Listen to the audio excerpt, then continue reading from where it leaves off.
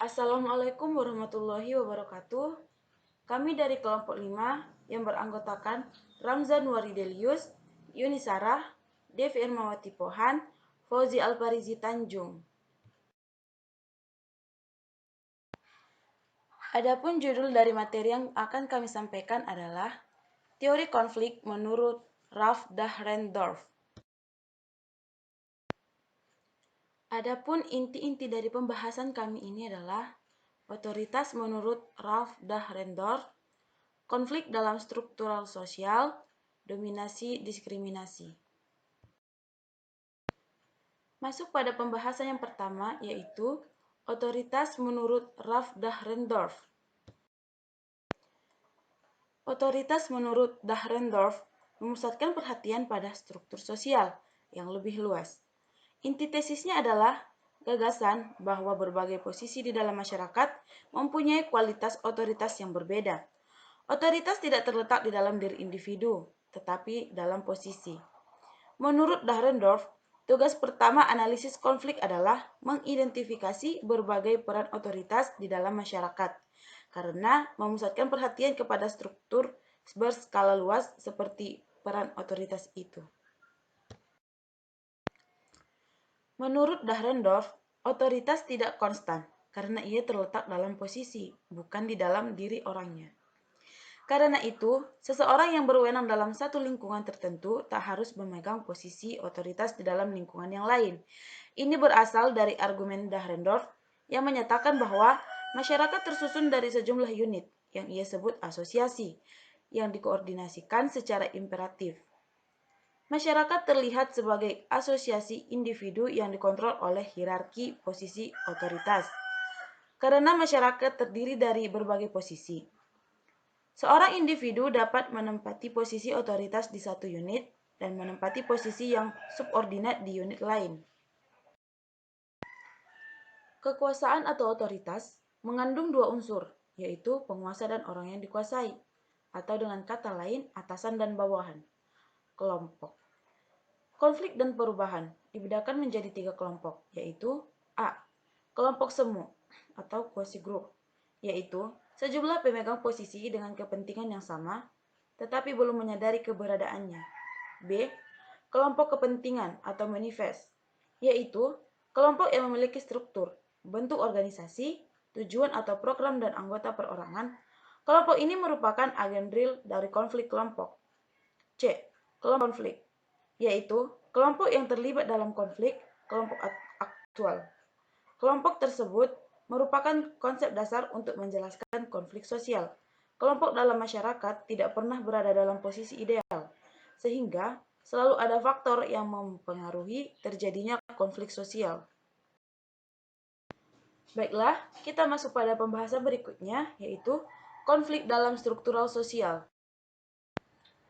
Istilah konflik berasal dari kata kerja Latin configere, yang berarti saling memukul.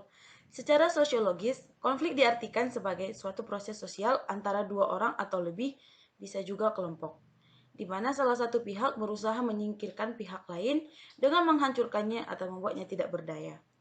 Konflik berarti persepsi mengenai perbedaan kepentingan, perception divergence of interest, atau suatu kepercayaan bahwa aspirasi pihak-pihak yang berkonflik tidak dicapai secara simultan. Tidak satu masyarakat pun yang tidak pernah mengalami konflik antar anggotanya atau dengan kelompok masyarakat lainnya. Konflik hanya akan hilang bersamaan dengan hilangnya masyarakat itu sendiri. Teori konflik Ralph Dahrendorf muncul sebagai reaksi atas teori fungsionalisme struktural yang kurang memperhatikan fenomena konflik dalam masyarakat. Teori konflik adalah suatu perspektif yang memandang masyarakat sebagai sistem sosial yang terdiri atas kepentingan-kepentingan yang berbeda-beda, di mana ada suatu usaha untuk menaklukkan komponen yang lain guna memenuhi kepentingan lainnya atau memperoleh kepentingan sebesar-besarnya. Fakta kehidupan sosial ini mengarahkan Dahrendorf kepada tesis sentralnya bahwa perbedaan distribusi otoritas selalu menjadi faktor yang menentukan konflik sosial sistematis. Dahrendorf memusatkan perhatian pada struktur sosial yang lebih luas. Dia menyebut otoritas tidak terletak dalam individu, tapi dalam posisi. Sumber struktur konflik harus dicari dalam tatanan peran sosial yang berpotensi untuk mendominasi atau ditundukkan. Menurut Dahrendorf, tugas pertama analisis konflik adalah mengidentifikasi berbagai peran otoritas di dalam masyarakat, karena memusatkan perhatian kepada struktur berskala luas seperti peran otoritas itu. Dahrendorf ditantang para peneliti yang memusatkan perhatiannya pada tingkat individual. Masuk pada pembahasan ketiga, yaitu dominasi diskriminasi. Dahrendorf telah melahirkan kritik penting terhadap pendekatan yang pernah dominan dalam sosiologi, yaitu kegagalan dalam menganalisa masalah konflik sosial. Dia menegaskan bahwa proses konflik sosial itu merupakan kunci bagi struktur sosial. Dahrendorf telah berperan sebagai corong teoritis utama yang menganjurkan agar perspektif konflik dipergunakan dalam rangka memahami dengan lebih baik fenomena sosial. Dahrendorf membedakan golongan yang terlibat konflik itu menjadi dua tipe. Kelompok semu, quasi group, merupakan kumpulan dari para pemegang kekuasaan atau jabatan dengan kepentingan yang sama yang terbentuk karena munculnya kelompok kepentingan. Tipe yang kedua adalah kelompok kepentingan interest group. Terbentuknya dari kelompok semu yang lebih luas, kelompok kepentingan ini mempunyai struktur, organisasi, program, tujuan serta anggota yang jelas. Kelompok kepentingan inilah yang menjadi sumber nyata timbulnya konflik dalam masyarakat. Itulah penjelasan materi dari kelompok kami. Semoga apa yang kami sampaikan bermanfaat bagi teman-teman semua dan mempermudahkan teman-teman semua memahami materi ini. Sekian, terima kasih. Assalamualaikum warahmatullahi wabarakatuh.